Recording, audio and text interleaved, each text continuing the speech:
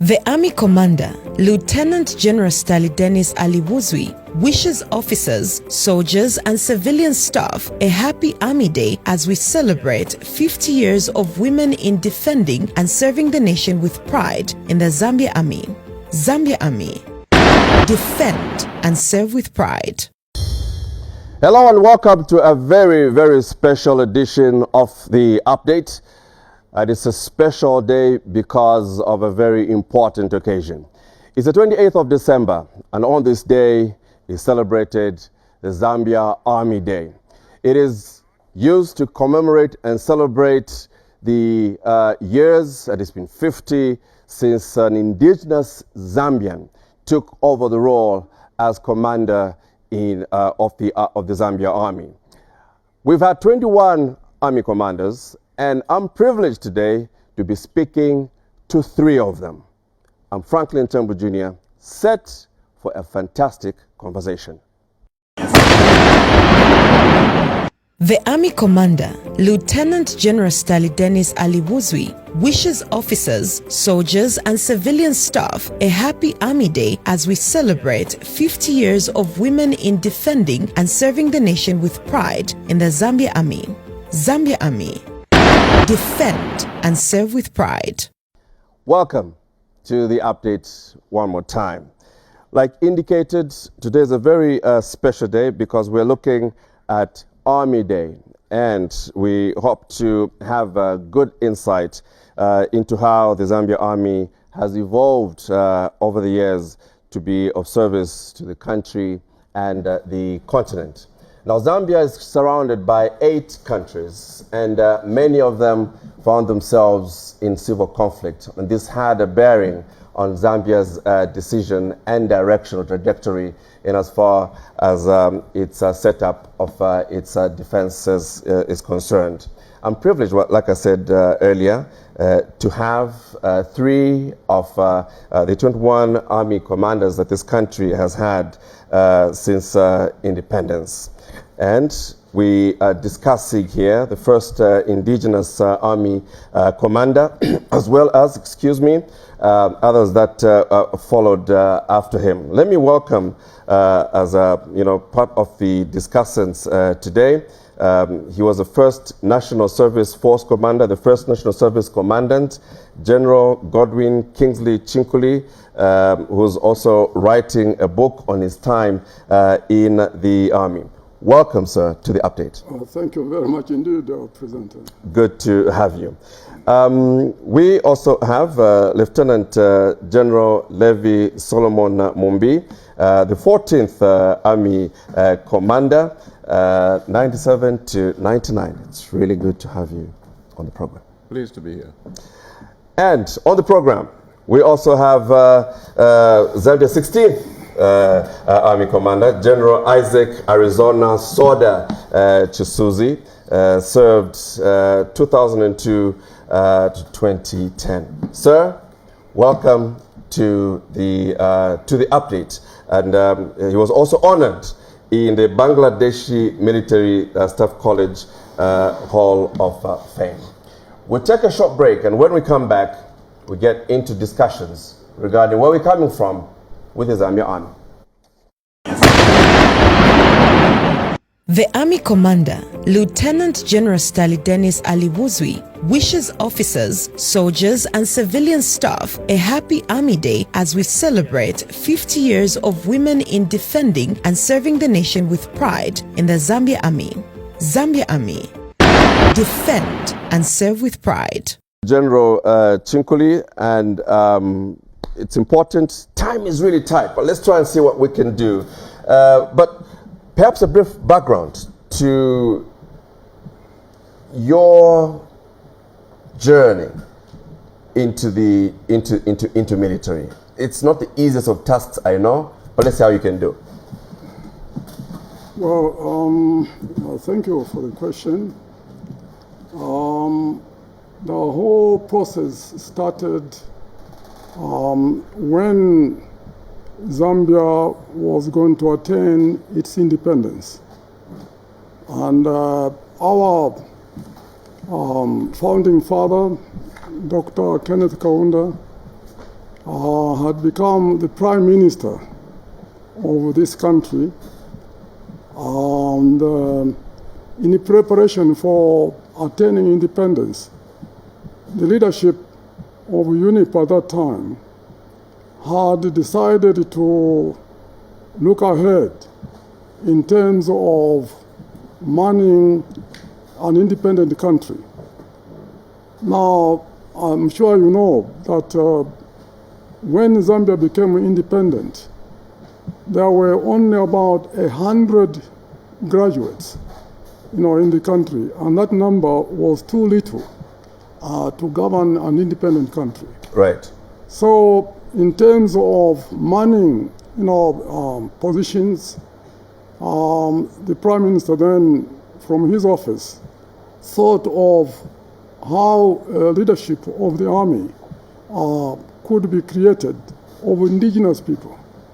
And that's how he sent a message to all schools. And that time, the only one school which had, Form 6, students, Form 4, Form 6, was Munali. So he sent a message that he would like to have students who were in those classes to be selected to go and train overseas to become officers of the Zambia Army. Right. Now, it has to be known that at that time, the Zambia Army did not have indigenous leaders, say officers. The highest that indigenous Zambian position had was that of a sergeant major. And naturally, sergeant majors like the W1, the warrant officer class 1, right, is the topmost there. But these are not officers. So to go beyond that, you needed people with that minimum education to be selected to go and train as officers, which then happened at that time when Zambia was just about to get independent. Right. Why? What you were selected? You're the first. There's something about being the first, and that's why I think we're delving into this. Into this. Why did it have to be you and not others? Well, as I say, Munari was the highest, secondary school in the country, which went up to A levels. The other secondary schools were more or less at Form 4 level, and they were feeder schools to Munari. Mm-hmm. So they had to come to Munari to ask, students to come forward and enlist to become cadets so that they could later become officers and start to provide leadership for the army. Now, there was a selection board, and that selection board, which was called for students at Munari, and the selection board was headed by Colonel Sir Stuart Go Brown, a veteran of the World War II. And 24 of us volunteered to attend that selection board. And out of 24 students, 3 of us, to cut a long story short, right, were selected because Zambia at that time, as a member of the Commonwealth, was offered only 3 places as a country that was become independent. 3 places. So out of 24, 3 places had to be really contested for.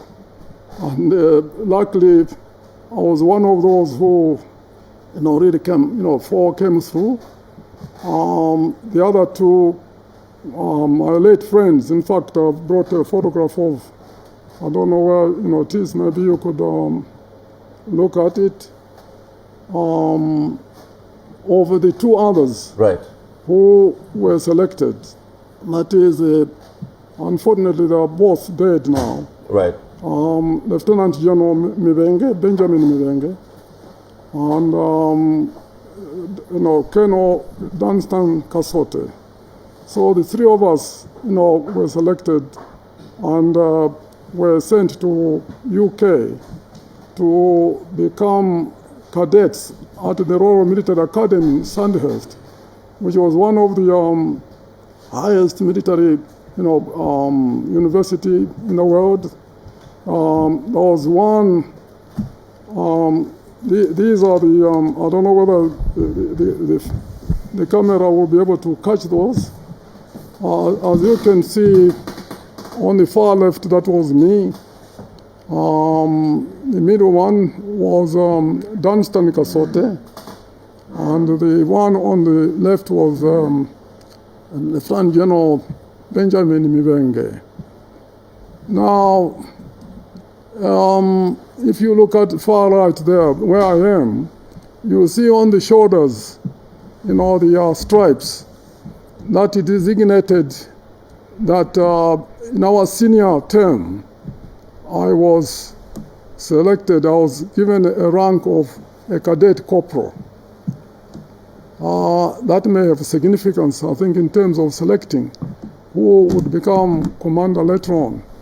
The other two remained, officer cadets. Wow. So that is really basically the background to our joining the Army and so on. The first trio of Zambians to be trained as Army officers at the Sandhurst Royal Academy, UK, the pearl and pride of British military training.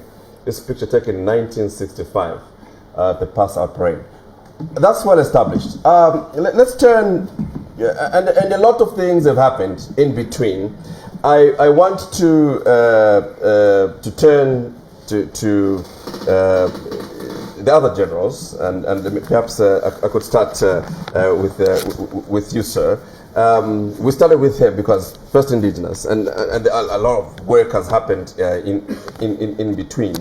What sort of developments or some of achievements would you like to highlight in light with Zambia Army's vision during the years, especially during your time?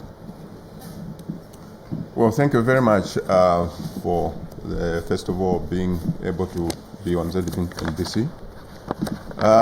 Like the first Army Commander, General Chinkuli, has pointed out, in the early years, Zambia Army was officered by British officers, and the indigenous Zambians were all Africans. We never ascended to the ranks of officers at that time. But, and the army was very small for that matter. And you recall that by the time Zambia was attaining independence, Zambia was besieged in this liberation war, right, surrounded by all this fighting. And relative to the kind of fighting that was going on in the region, the army was tiny, very, very small. And perhaps that was also the reason why the leadership at the time felt it wise to promptly grow the army to the reasonable size where it could meet the challenge of the time. There was also a rapid need to locally trained officers to fill in the gaps that existed at the time. So there was that process rapidly developing. I myself was sent to the Republic of Ireland. I trained in Ireland. We were the first Zambian officers ever to be trained by the Irish Army. I was there for 2 years. And later on, when I came back, I was in the Corps of Artillery. Right. Later on, the commander here then sent me to Pakistan to do a special course, Air Defense Artillery as well. I was also attached to the Canadian Forces Officer Candidate School as an instructor. And then later on, I went to the British Army Staff College in Camberley, Surrey, where I graduated. But yes, in terms of development of the whole army, it needed to have well-trained officers first and foremost to man the key positions. Right. And the government did its best to train the officers as best as they could. And true to the word, I think a great number of Zambian officers went through several institutions and are so well trained and demand their positions effectively. In fact, we're here where we are at this level because of the training that we went through and the good leadership that the Zambian officers provided to the army. So apart from growing the army as such, there was also need for equipping the army appropriately. We did not have proper equipment at the time when we started. And as you can imagine, there was a war going on. We were on the borders. I was for something like 7 years in Western Province. Right. Side by side SWAPO. And the kind of equipment we had at the time was meager in terms of the kind of threat that was there. Right. And was the case also for other border areas. But still, we did our best under the circumstances, as you can imagine. So there was need for developing the army to grow it to the right size, to fight the wars properly. There was need to re-equip the army, which today, of course, has grown to a reasonable size, and also infrastructure. You know, you recall that most of the soldiers were sleeping in compounds those years. There was need to barrack officers and soldiers in barracks. Right. So there has been that process and growth over the years. I think now we have a large number of officers staying in barracks. Right. I want to ask you to pause there. Let me turn to you, sir. And every person, of your stature has a story to tell during the times you entered the army, and especially when you were appointed or made to be a commander of the army. What for you, sir, has been, because we're here to look back, and we want to help. There could be young men and women who've joined the army who may not really appreciate where we are coming from. What for you, sir, are some of the standouts or some of the outstanding moments or achievements which you think the army has had in the years before you became what you became, and obviously after? Thank you very much for that question. I think what I can say has highlights to where I'm coming from and to where I was. Yes, sir. Was that the fact that I was one of the locally trained officers to graduate at Kohima Barracks and become an army commander. I think that was the greatest achievement. And you may wish to know that General Mumbi was one of my instructors. Okay. I was a cadet, he was already an officer. So you can imagine that coming from being a locally trained officer, I became a focus of attention to a lot of people. Zambians have produced a general? Zambians are capable of training officers to that level? The answer was yes. Under very difficult conditions, but they did. They did their best. Mm-hmm. And for me personally, I think what I'm proud of is that I'm a local product who rose up to a 4-star general. And I think those who are serious with the military career are looking at me with pride to say our own product became an army commander. And you ended up in what do you call it, the Hall of Fame?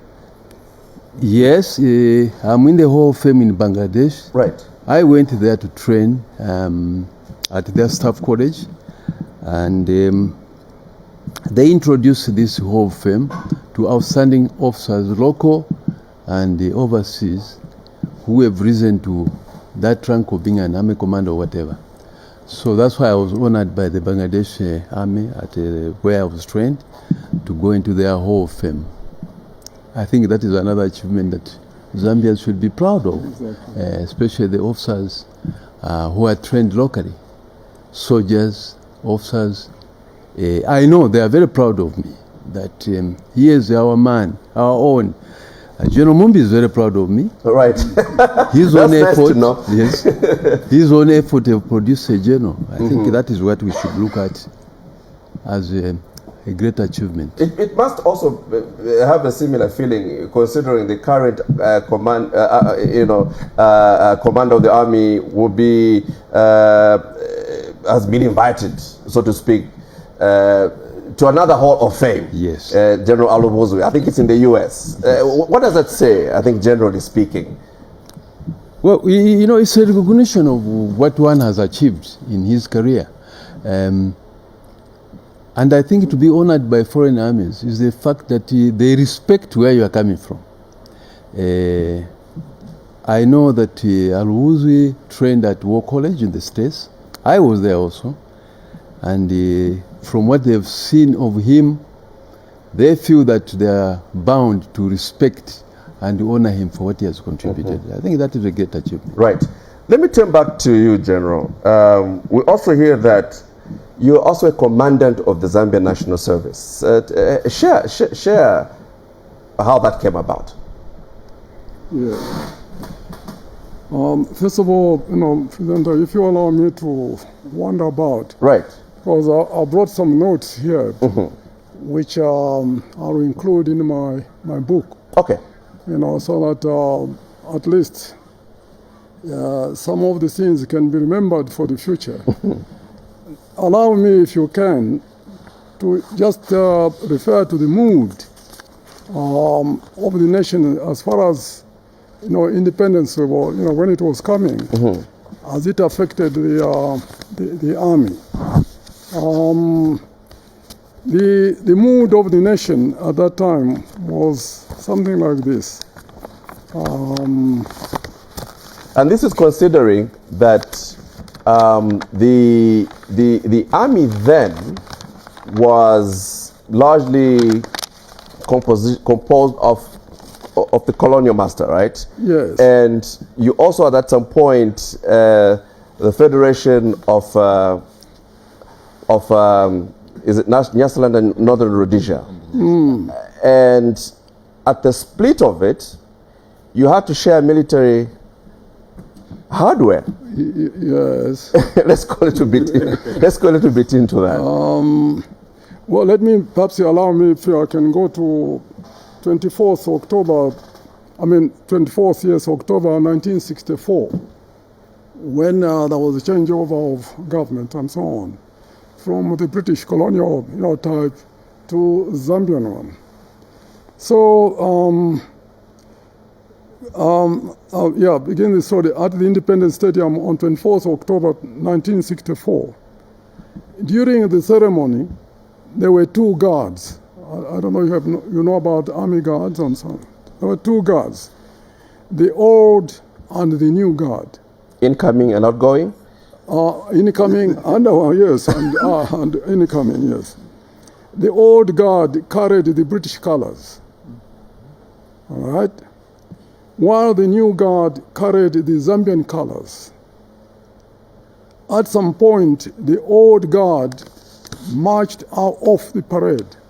That's the one belonging to the British, and replaced by the new guard. And then you can. I hope you're. I'm picturing here. I'm imagining things. As the clock ticked towards midnight on that day, the ceremony reached a high point. The British officers and the black officers who were assigned the national flags marched into position. You can visualize that. Then, as the floodlights began to dim, the British and the Zambian flags began to shift, right? And for a few seconds, lights were switched off, and a kind of hush fell on the stadium as everybody wondered what was going on. You can imagine that. Right. Then suddenly, the floodlights were switched on, And the people noticed that the British flag, the Union Jack, as we know it's called, had been lowered, and the Zambian flag had been hoisted into position. Right. At the top of the flag mast, and that, like an eagle in its flight, this is part of our national anthem, it was fluttering freely in the air. The significance of what had happened was not lost on all the Zambians at the stadium. For no sooner did the floodlights come back on than all the people present at the stadium rose up, they stood up, and broke into a loud cheer, rupturing into deafening screams and ululations of joy and approval in sheer bliss. Right. Independence Day. So that's an excerpt of the book. Yes, part of it. Right. Needless to say, the roar pierced the night and was heard for kilometers around, fireworks and flares lighting up the sky. Can you imagine that? Causing people away from the stadium to respond in kind, as it dawned on them that they were witnessing a historical event. Right. The moment of victory, the moment they had been waiting for, the beginning of freedom and independence. Yes, independence had come and was there to stay. Sorry, now, because unfortunately we don't have the So okay. And I know that you're writing a book. So to keep the interest going in all of us, you may not want to read all of it. But maybe one point which you think you should not leave out. Let me come to the soldiers now and so on. When that happened and so on, there was a question of changes and so forth. Yes, please. Now, the first attempt, that is for me, to have African officers in the Zambia Army was the commissioning of 16 NCOs. Non-commissioned officers. Yes, non-commissioned officers. 16 of them were given short commissions, mainly for the purposes of the independent ceremonial parades, and they proved their worth. They had their orientation at the School of Military Training, that is SMT at Kalewa Barracks. So that was the beginning of the Zambia Army now coming into being.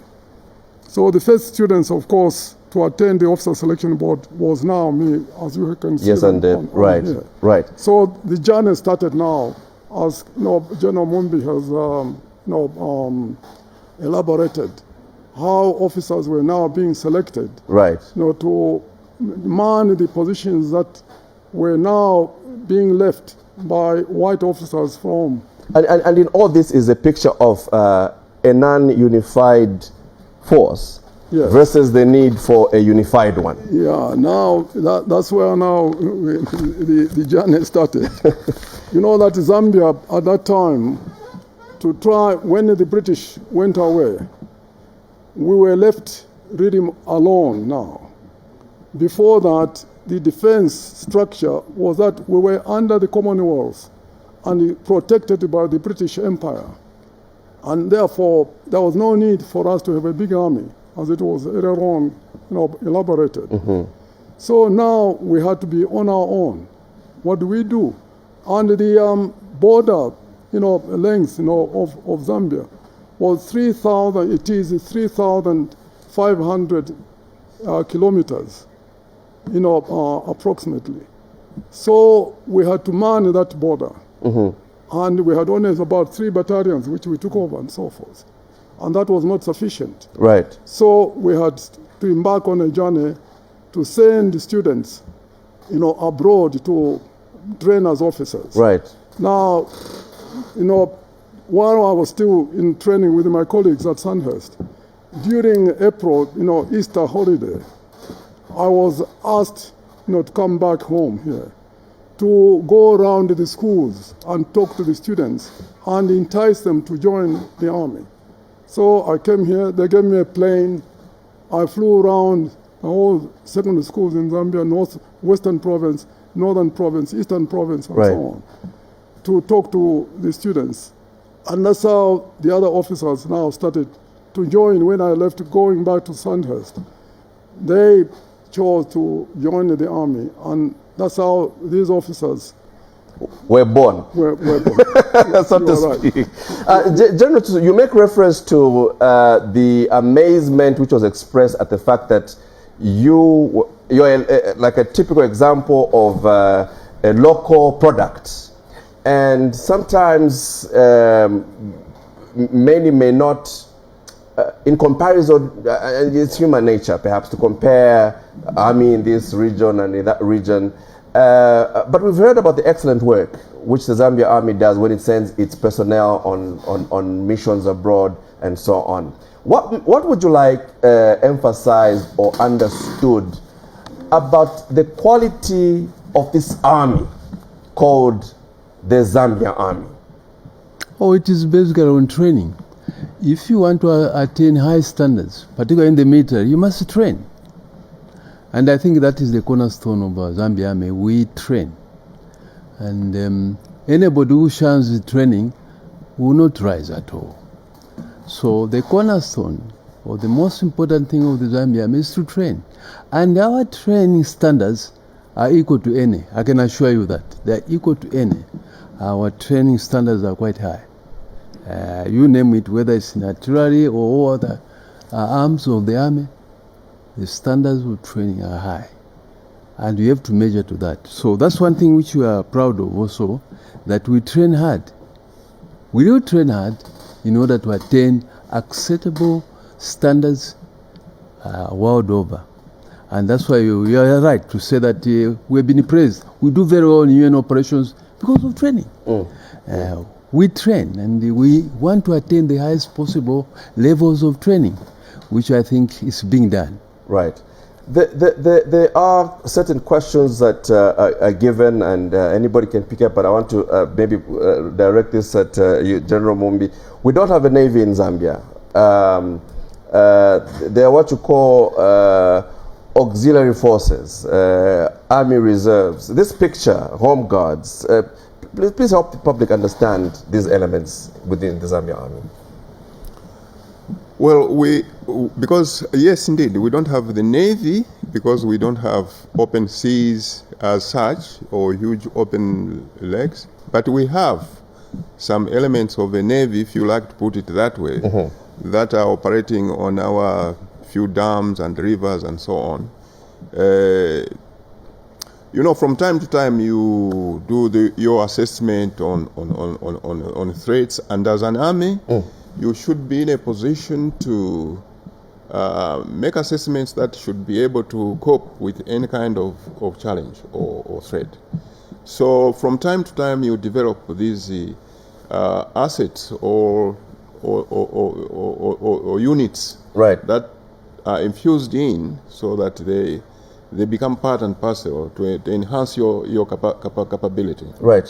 What's there to say about home guards? What's there to say about army reserves and auxiliary force? Well, first of all, army reserves. I mean, all of us, when we retire, we are in the reserve because of the training that we have gone through. Right. I mean, you see, we are now in peacetime, and we are still staying back as reserves. But when a situation threatens, I'm sure that you will be called upon, even those that are capable. Sometimes even those that are disabled with one leg, they can be used in one suitable office to provide certain information and so forth. But the home guard, I think the Commander General Chinkuli is best suited to talk about the home guard and why it was decided upon at that time, because of the policy of wide defense that we needed, in view of what I've said already about the fact that the army was small and it needed to expand rapidly in order to cope with the situation. So hence there was a lot of emphasis at that time, home guard, because of the surrounding threats that we were faced with. But yes, it's kind of gone silent now. but they are still there, and I'm sure the Command General here would also best comment on specific Home Guard. Specifically on Home Guard. I want us to go for a short break, but very quick comment on Home Guard, that concept and how it's been contributing to stability in this country. Yes, perhaps you understand it better if, say, for example, we talked about manning, protecting Zambia, whose, circumference of the country was 3,500, kilometers. Now, to police that with a small army, it was impossible. Okay. So I was sent out by Dr. Kaunda to visit friendly countries. As you know, when we became independent, we were no longer a baby of the British. Okay. So Zambia opted to become a member of the Commonwealth, but also non-aligned. Right. So we made new friends. And in terms of beefing up the army, as General Mumbi has said, and Chisuzi, we had to go to friendly countries. So I was sent out on a study tour, to countries. First of all, the nearest one was Tanzania. I went to look at how they were organizing national service. Right. In fact, I found also there that they had the rural reconstruction centers, which were designed to train youth in terms of skills and also defense, skills and so on. So I noted that. Then we had visited, I was ADC to Dr. Kaunda when he was visiting Europe. And they went to look at the way Yugoslavia then, as a combined country, under Tito, President Tito, they managed to defend the country against the Germans during the Second World War. Right. Because they created what's known as partisans. And the partisans were not full military people, but they were citizens who were trained to protect their own surroundings. And that's how partisans were trained, armed and on their own, and they defended against the Germans very effectively. So we looked at that, and I took note of it. Then I was sent again to Romania.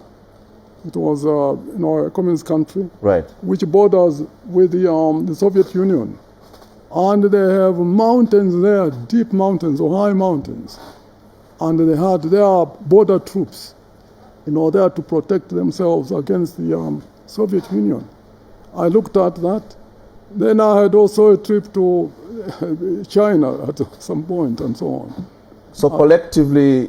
Then I came to write a report, to which, because when I passed through Pakistan also, I noted something there, to recommend to the Commander-in-Chief, Dr. Kaunda, the creation of, or combining command. Now, going back to your question earlier, and that's how the Combined Defense Force came about, because of what I wrote after the tour of those countries and so on. Okay. So then the instruments of defense became the regular army, Zambia Army. Then we had the Air Force, although at that time we didn't have really jets and so on, but we had to create an Air Force that was effective. Then National Service. As you know, I don't know how old you were and so forth, but there were segments of the training program there, including school leavers. Before they went to the university and so on, they had to go through Zambia National Service. Now, the roles are all written in the report which I gave in. Okay. One of them, the first at that time, was to defend the country, motherland, and so on. So that's how National Service were trained in arms, drills, and so on. And then, production. And this is a role which now Zambia National Service must really go fully out, because the threat of war is minimized. Right. So they can really concentrate on economic development and help the Commander-in-Chief now and the nation how to economically, really grow the country and so on. And I'm very glad you've touched and answered that question. Yes. In a quick sense, because we really have to go. But I'd like us not to leave without maybe, I don't know, can comment, maybe General Mumbi, the role that General Godfrey Mianda played in, is it establishing military training establishments in this country? Godfrey Mianda, I appointed him to become the officer in charge of operations and so on. He was Colonel GS at that time. And we gave him the responsibility of, writing a concept for creating a training establishment.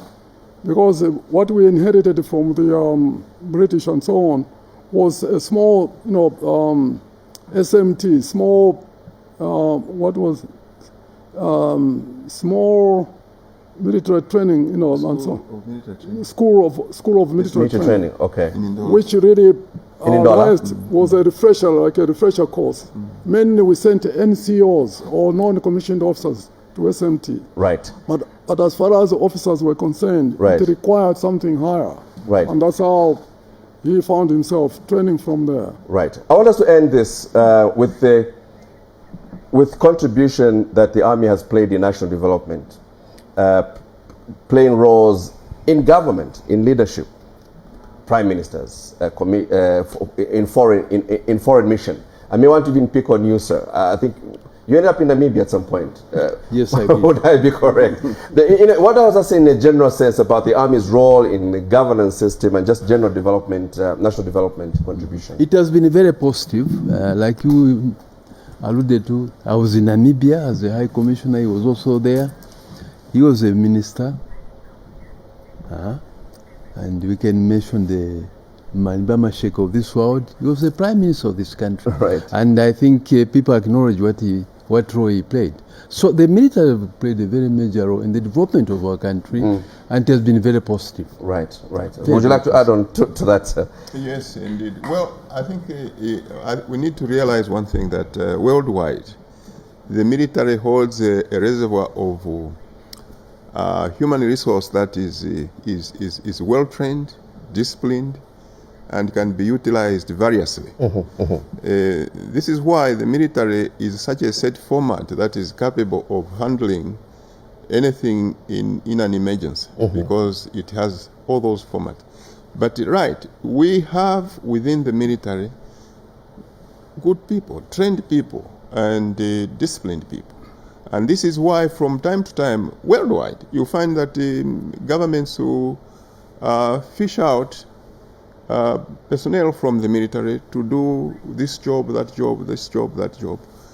And generally speaking, we do it well. Yes, remember General Christian Tembo, General Godfrey Mianda, and there have been General Malibama Sheikh. I think the list is long as far as what is concerned. But there have been schools of thought that Dr. Kaunda's sons, who also ended up in military training, is it was it Wezi Panji? Was just the two of them, and they went in training when the old man was president. Sir, did they receive favor during their training? What is the honest answer there? I don't know who wants to go. I was with Wezi. Wezi was in my group. Okay. And I saw no favors coming from State House. Okay. He was just one of us. I can't talk about Panji Kaunda was my senior, right. But I also do know that he never got any favors from State House. The old man, KK, was very strict, and he did not want his children to be given special treatment. Never. Maybe the general here can add something. I think it was in your stream. Well, in fact, I trained Wales myself. Okay. As you said, this is a new establishment that we did in Kabwe. We were the first instructors to train locally trained staff, because it was a pool of staff among us who were sent specifically to train how to come and train our own officers. And Wes was together with General Chisuzi in the first intake of officer cadets to be locally trained. And it so happened that Wes was in my platoon. I was the platoon commander. I trained him with no favor. I didn't look at him as a son to the president. I looked at him like anybody else. Right. And he did not raise a finger to show that. And I think that deep down in himself, perhaps I'm just thinking that he said, well, look, I'm just like anyone else. We did route marches, we did all the hard things, we did all sorts of things, watermanship, you name it. He never complained. And we actually bullied him like everybody else. Right. Sir, today is Army Day. Young people are coming in droves to join the Army. You joined the Army as a younger person yourself. But some young people may have this fantasy in how